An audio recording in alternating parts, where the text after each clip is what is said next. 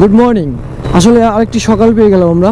আজকে সকালটা খুব সুন্দর, একটু রৌদ্র উজ্জ্বল পরিবেশ, অনেক রোদ উঠছে।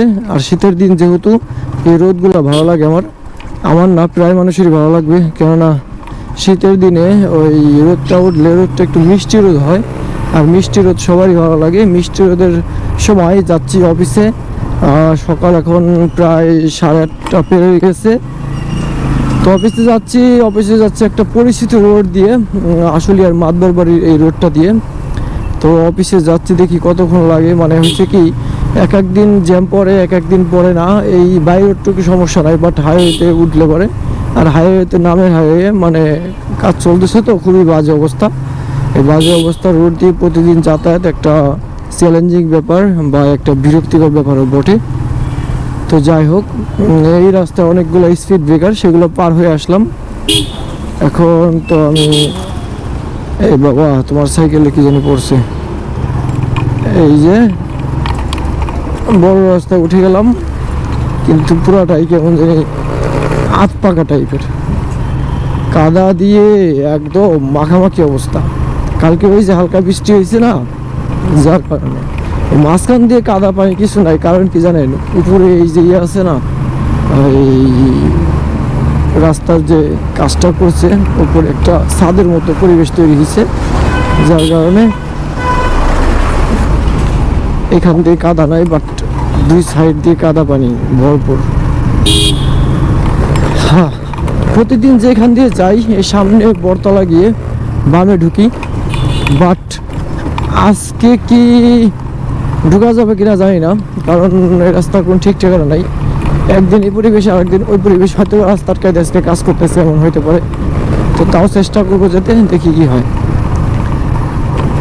এই দেখেন অবস্থা, ও বাবা, ও বাবা, মনে হয় ছেড়ে দিছে।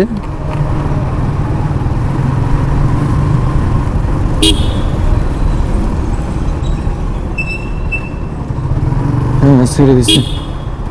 ধন্যবাদ ভাইয়া রাস্তাটা ছেড়ে দেওয়ার জন্য। এই যে রাস্তা যেহেতু ছেড়ে দিছে, আমি চলে গেলাম। মামা চাপ চাপ চাপ চাপ চাপ। এই একটা লোকও ভালো মতো চালায় না, সব খালি কাহিনী করে। এই এখানকার স্পিড ব্রেকারটা বড় করে দিচ্ছে একবারে। আচ্ছা, তো এই বটতলা থেকে এই রাস্তা উঠে বসলাম। এখন সামনে গেলে আমার অফিস পেয়ে যাব। তো শিল্পাঞ্চল এলাকা, যেখানে একটু আগে যদি আসতাম, মানে একটা আগে, এখান দিয়ে প্রচুর মানুষ থাকতো, মানে ওই যে গার্মেন্টসের সব শ্রমিকগুলো ভিতরে ঢুকতো আর কি। তো এখন যেহেতু আমি একটু পরে পরে বেরোই, তো সেহেতু সবাই অফিসে ঢুকে গেছে, মানে এখন আমি আরামসে ঢুকে যাবো শুধু। হ্যাঁ, এরকম একটা পরিবেশ।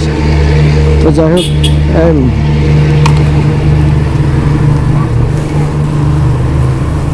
কতগুলো স্পিড ব্রেকার পার হলাম দেখছেন, আরো আছে সামনে। ই বাবা, ই বাবা, ই বাবা,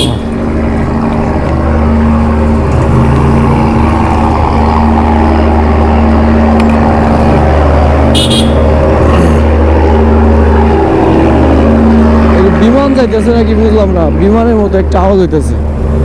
এটা হচ্ছে এই ফ্যাক্টরি, মনে হয় কারেন্ট নাই, জেনারেটর চালাইছে, জেনারেটরে এত সাউন্ড দেখছেন। থাকে কিছু কিছু ফ্যাক্টরি থাকে এরকম, জেনারেটরটা অনেক বড় এবং কি অনেক সাউন্ড হয়। আচ্ছা, এই যাবার স্পিড ব্রেকার, কতগুলো স্পিড ব্রেকার পারো লাগে রে ভাই। এতগুলো স্পিড ব্রেকার থাকলে বিরক্ত লেগে যায়। এই প্রতিদিন প্রায় 50 থেকে 60টা স্পিড ব্রেকার, ওই রাস্তার এই রাস্তা মিলিয়ে, দুইটা বাই রোড দুইটাই। দেখেন আপার অবস্থা কি, আপা তো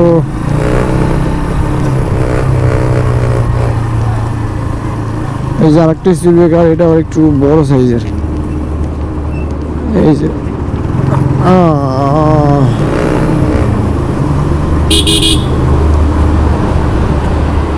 এই জায়গাটা প্রায় আমি আটকে পড়ি। এই জায়গাটাতে এখানে একটা বড় ফ্যাক্টরি আছে, এবিসি জুতার ফ্যাক্টরি। এই জুতার ফ্যাক্টরিওয়ালা এখানে গাড়িগুলি রাখে, যেরকম করে এখানে একটা মানে পরিবেশ সৃষ্টি হয়, একদম জ্যামের পরিবেশ, যেখানে প্রায় আটকে পড়ি। আপনারা ভিডিওতে দেখেন, খুব বাজে একটা ব্যাপার। পুরো রাস্তাটাই খারাপ ভাই, বলে লাভ নাই, কিচ্ছু বলা যাবে না। রাস্তা ভালো হইব কবে কিচ্ছু বলা যাবে না।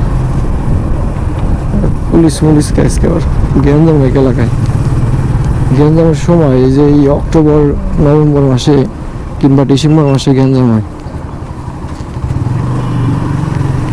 গ্যাঞ্জাম হওয়ার কারণ হচ্ছে গার্মেন্টস সেক্টরগুলোর বেতন নিয়ে একটা কাবজাব শুরু করে দেয় বছরের শেষে। প্রতি বছরের যে এগ্রিমেন্ট, ওই এগ্রিমেন্টের বেতন কম বাড়াইতে চায়, কিন্তু শ্রমিকরা বলে বেশি বাড়াও, এই নিয়ে একটা গ্যাঞ্জাম সৃষ্টি হয় আর কি।